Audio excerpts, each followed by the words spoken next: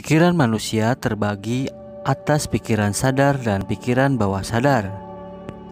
Apakah yang disebut dengan pikiran bawah sadar?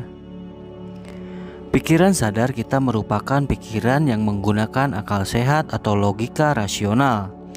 Karenanya, lewat fungsi pikiran ini kita secara sadar berpikir secara logis dan analitis untuk mempertimbangkan sesuatu, seperti menghitung laporan keuangan, melakukan analisa data, merencanakan program kerja, dan hal-hal lainnya.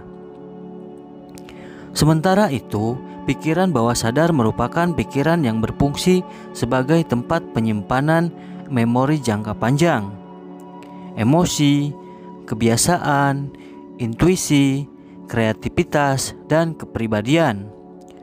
Sehubungan dengan hal tersebut, pikiran sadar tidak bekerja secara analitis dan penuh pertimbangan, tetapi cenderung lebih mempunyai mekanisme kerja otomatis dalam menerima serta-merta segala macam informasi dan mengerjakan segala macam instruksi yang diberikan kepadanya.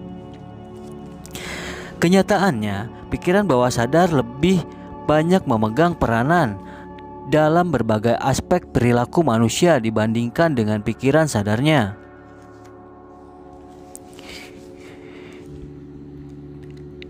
Sigmund Freud pada tahun 1856 sampai 1939, seorang ahli psikoanalisis mengibaratkan fungsi kerja pikiran sadar dan pikiran bawah sadar manusia ibarat fenomena gunung es di dalam lautan, yang tampak di permukaan hanya sebagian kecil saja dibandingkan dengan bagian gunung es yang berada di bawah permukaan gunung es itu sendiri. Beberapa ahli secara lebih lanjut mengemukakan bahwa pikiran sadar atau conscious mind yang tampaknya memegang kendali fungsi pikiran kita dalam menentukan tindakan hanya memberikan pengaruh sebesar lebih kurang 12%. Sedangkan sebenarnya tindakan kita yang banyak ditentukan oleh hal-hal lain secara spontan di luar pertimbangan analitis oleh pikiran bawah sadar dan memberikan pengaruh jauh lebih besar, yaitu lebih kurang 88% dari keseluruhan perilaku manusia.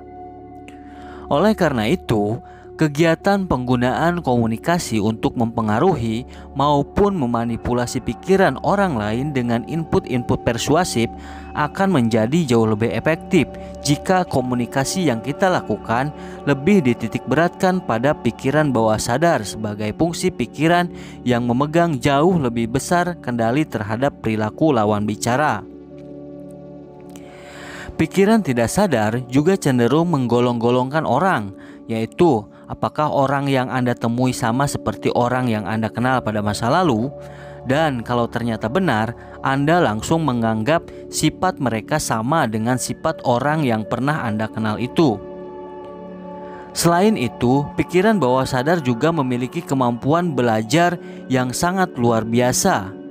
Pikiran bawah sadar bisa menganalisis pola-pola yang ada dalam dunia, termasuk pola komunikasi, pola kebohongan, dan kejujuran. Inilah yang menyebabkan adanya semacam intuisi atau perasaan yang tidak enak sekiranya ada yang janggal dalam pembicaraan orang lain. Dengan cara yang tepat pula, ketika Anda berbohong dan menyembunyikan niat khusus, pastikan Anda memiliki emosi dan kondisi state yang sesuai sehingga Anda bisa berbohong dengan sinergi dan tidak menimbulkan kesan aneh di pikiran bawah sadar lawan bicara.